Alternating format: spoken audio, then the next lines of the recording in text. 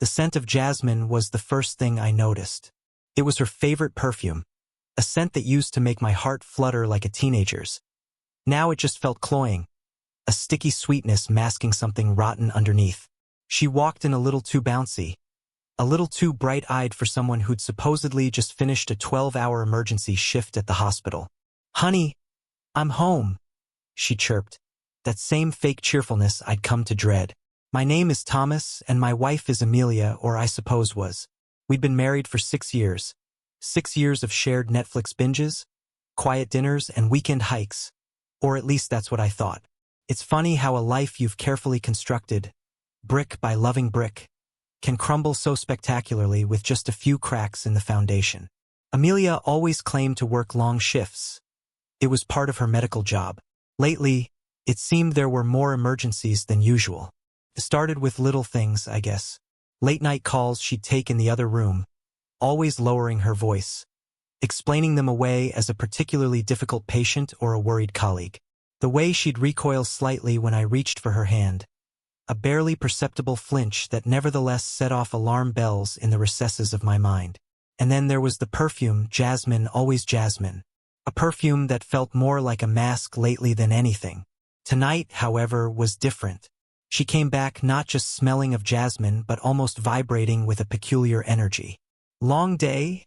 she said, giving me a quick peck on the cheek, the kiss landing off-center, more like a glancing blow.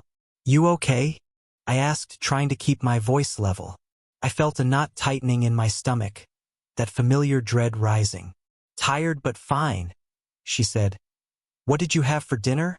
She said it with a smile. I watched her hang her purse, the same bag she'd been using religiously. "Nothing much," I said, my gaze drawn to the living room wall. She followed my stare. There, in bold letters, written in a color I recognized instantly, the deep red of her favorite lipstick, was a single word: liar. It was painted messily but precisely on the wall, each letter screaming a truth I'd only begun to understand.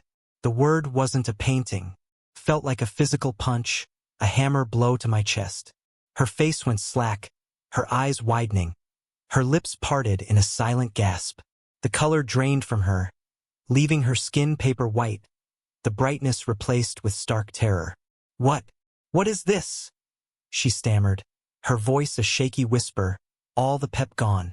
I didn't answer. Instead, I walked to the side table, picked up her purse, and with a decisive pull, I dumped the contents onto the floor. A tumble of tampons, receipts, loose change, and amongst it all, nestled like a poisonous insect, was a second phone. The old kind, a simple flip phone without any access to our connected world. I picked it up, unlocked it easily with the last 4 digits of our wedding date, a code we used so she wouldn't forget it, I guess. The message log was brimming with exchanged messages that seethed with raw intimacy and a level of connection she never shared with me. The names, mostly just Jay, she must have thought she was clever enough. I held up the phone. "Care to explain this?" I asked calmly. My voice didn't waver. All the rage that had been bubbling inside had turned into a glacial, focused anger. Amelia started to cry, great big crocodile tears, her hands flying to cover her face like a child caught stealing candy. She was a terrible actress, always had been. "It's not what you think," she sobbed. A classic refrain that did nothing to alleviate the suffocating pain constricting my chest. "I think it's pretty clear, Amelia," I said, each word laced with a cutting sharpness. "A liar, a cheat, an adulterer. Would you say the next 10 minutes were a blur?" She cried, begged, tried to rationalize. A hulking concoction of excuses poured from her mouth, a deluge of desperate justifications that washed over me with their uselessness. My focus, my mind, had left her months ago and found something akin to steely resolve. I picked up the phone, thumbing through recent calls. "Who is Jay?" I said calmly, as though this was all very casual, a light conversation over morning coffee. Amelia's sobs took a stutter. She didn't want to give me this, but she had lost all of her power. Her words became timid whimpers. "His name is James," she barely whispered. "James," I repeated, turning on my heel to head toward the door. "Well, James has a surprise in store as well. I grabbed my car keys, leaving her there amidst the wreckage of her deceit. As I got into my car, I called Jay at the number saved as recent on her flip phone. "Hello, this is James. Who is this?" "Hey James, it's Thomas, Amelia's husband. She is at my house as we speak. Why don't you swing by? I want us to get to know each other face to face." I spoke as plainly as could be. I knew this had to have thrown him off. It was unexpected, to say the least. He stammered, his voice shaking. I hung up the phone. It wasn't long before I heard a car pull into our driveway. I was outside now. The cool night air did me good, but it also allowed me a better view of the sorry excuse of a man emerging from the driver's seat. James. He was older than me, maybe in his early 40s, with a receding hairline and a slight punch. The irony wasn't lost on me. This was the man she had thrown us both away for. He stepped toward me tentatively, an air of swagger turning into hesitation as he registered the coldness in my eyes. I didn't know she was married," he started, the lame excuse hanging in the air. I smiled at that, a grim, humorless twist of my lips. "I'm sure she was very honest with you then. Did you happen to notice all the photos we had together in our house? Or did she keep that part hidden, like a secret treasure?"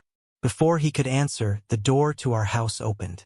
Amelia stumbled out, tears streaming down her face. "Thomas, please. This can all be explained." I ignored her, turning my attention back to James. "Tell me, James, what did Amelia tell you about her emergency shifts?" I asked, the word dripping with sarcasm. His face paled. I don't know what you're talking about." "Of course you don't," I said.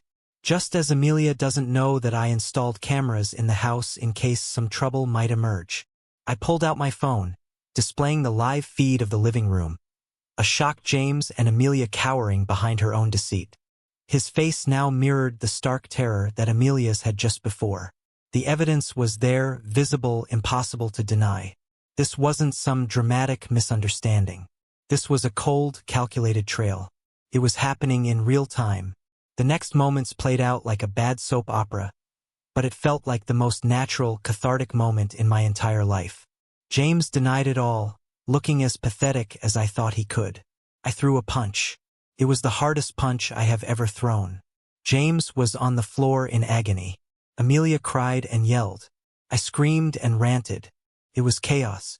The entire street must have heard us. Then I took a breath. I calmed myself and collected all the evidence in my hands.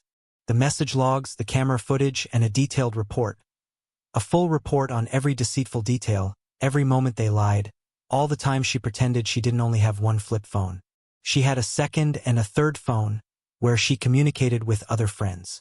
I looked at them both with pure loathing. This wasn't rage anymore. This was utter disdain. "Get out of my life," I said coldly, my voice as hard as granite. "And take the trash you love so dearly with you. She is all yours now." Amelia fell to the floor, begging again. James looked stunned, then just got up and grabbed her hand, half dragging her. They both walked to the car that he had used to arrive, and they looked at me with a mixture of terror, shame, and resentment. And I simply walked inside. The sound of the car peeling away from my driveway echoed in my empty heart. It was over. I watched them both drive away. A hollow victory. A stark reminder of everything I had lost. There was nothing but silence. A deafening quiet in a house that used to be filled with the laughter and joy of my now former marriage. I picked up the remote and turned on the TV. The sound of some sitcom was something to help me cope for now, to pretend, for at least a moment, that nothing had changed. I grabbed a beer and sat on the couch, surveying the scene. My eye caught the words "liar," a last reminder of a betrayal. I looked at the message on the wall, and despite the devastation and heartbreak I still felt, for a split second, I allowed myself a small, victorious smile. I got to control her downfall. I was always the kindest and nicest until I wasn't. This wasn't supposed to be the way things went for her. I was very precise with what I exposed. I wasn't just angry. This was much more than just anger. She didn't deserve to continue thinking she could live this life and get away with it. She would have had a life sentence for lying if it had been up to me.